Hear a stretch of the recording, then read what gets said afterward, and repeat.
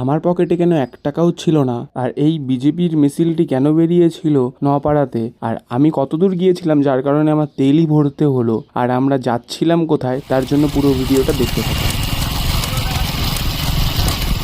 Hello বন্ধুগণ, আমার নাম সৈকত সরকার। আজকে একটা নতুন ভিডিওতে তোমাদের সবাইকে স্বাগতম জানাই। আমাকে দেখে তোমাদের মনে হতেই পারে যে এই ছেলেটা হট করে টাক কেন করে নিল। তেমন কোনো কারণ নেই গাইস, এত প্রচন্ড গরম পড়েছে যেই কারণে আমি টাক করতে বাধ্য হয়েছি বন্ধুগণ। আর আমার পিছনে যেই ছেলেটাকে তোমরা দেখছিলে সেই ছেলেটা আমারই একটা ছোট্ট ভাই। সে কিনা বলছিল আজকে দুপুরবেলা যে দাদা আজকে বিকেল একটু ঘুরতে বেরোবো। তাই বিকেলের সময়টা নষ্ট না করে আমরা দুই ভাই মিলে সুন্দরভাবে আজকে বিকেলটা এনজয় করে ঘুরতে বেরিয়ে যাই। আর ঠিক এই সময়ই মনে হয় যে আমারও অভাবের সময় গাড়িরও তেলের অভাব, তাই দেরি না করে তেল পাম্পের দিকে সোজাসুজি গাড়িটা ঢুকিয়ে দিই। আর সংসার চালানোর থেকে যে গাড়ি চালানোর পিছনে বেশি খরচ, এটা আমার এই তেল পাম্পে আস্তে আস্তে ভালো করে বোঝা হয়ে গেছে বন্ধুগণ। আর এই অভাবের সময় ওই ভাইয়ের থেকে 25 টাকা আর নিজের থেকে 35 টাকা যোগ করে 60 টাকা দিয়ে 500 তেল ভরে নিই বন্ধুগণ। আর আমরা ঘুরে বেড়াতে বেড়াতে ধুম 3-র 52 মিনিটের একটা মাস্টার সিন কপি করি, যেটা কিনা তোমরা তোমাদের দু চোখ দিয়ে দেখতে পারছো বন্ধুগণ। আর এমনই সময়ে রাস্তা ফুরাতে আমরা চলে আসি আমাদের প্রিয় ধানতলাতে। আর ধানতলাতে আসার সময় দেখি এক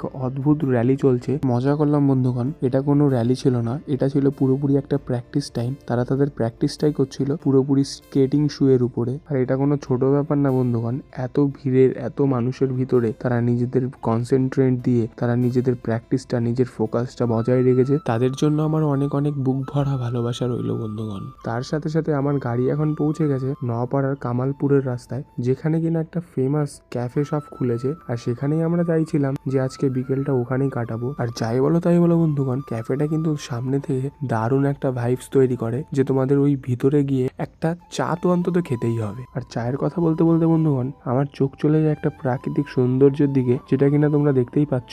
এক দল ছাগল কত সুন্দরভাবে নিজের মালকিনের সাথে নিজের বাড়ির দিকে রওনা দিয়েছে।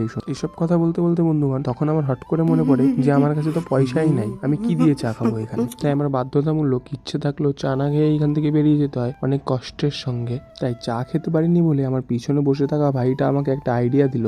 সে বলল যে পানিখালির ওই দিকটাতে একটা ছোট্ট একটা ঠাকুমার চায়ের দোকান আছে, সেখানে চাটা 5 টাকা দাম হলেও চাটা অনেক সুন্দর টেস্টি। দোকানে না যেতেই ভাই আমাকে কবির সিং স্টাইলে চা সার্ভ করলো, আর সেই চাটা ছিল খুবই সুস্বাদু। আর বাড়ি যাওয়ার পথে খুব সুন্দর একটা মিছিলের মুখোমুখি হয়েছিলাম আমরা, সেটা কিনা ছিল পুরো বিজেপি সরকার থেকে।